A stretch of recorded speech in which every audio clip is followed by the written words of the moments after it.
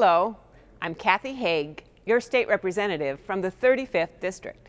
I represent all of Mason County and parts of Thurston, Grays Harbor, and Kitsap counties. As we enter into the third week of the session, most of my time remains devoted to crafting a proposal for education funding from early learning through higher education. K-12 funding is by far the largest piece of the budget pie, so most of our time and effort is focused on that. K-12 is also one of the most protected pots of money because our state constitution requires us to fund basic education. That's one reason higher education is getting a lot of attention these days.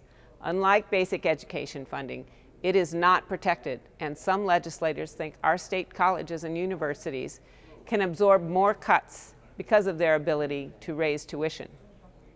But tuition discussions are complicated and impacts are far-reaching.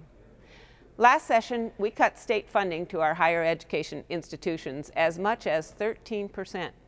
We also allowed colleges more leeway to raise tuition, so ultimately they saw a 6 to 7% cut in funding. Allowing schools to raise tuition so much was a difficult decision, but it was necessary.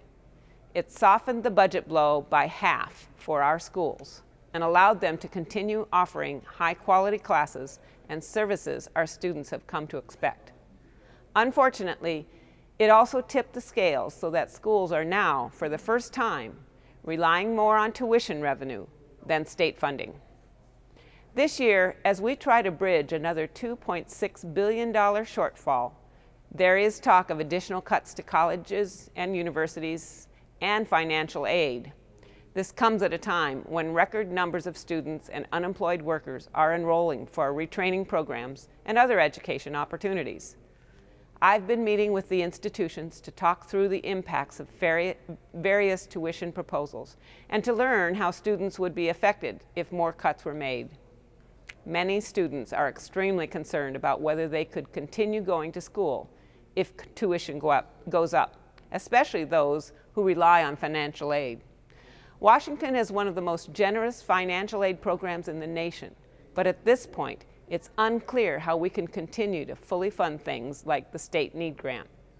The bottom line is that higher education is the portal for tens of thousands of people in our state to get the skills and training for good paying jobs.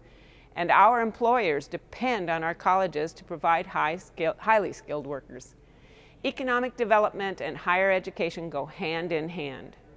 I'll continue working hard to put together a budget proposal that makes the best use of the resources we have available, and I'm always open to your ideas. My contact information and website address are posted on this screen. Again, I'm Kathy Haigh. Thanks for watching.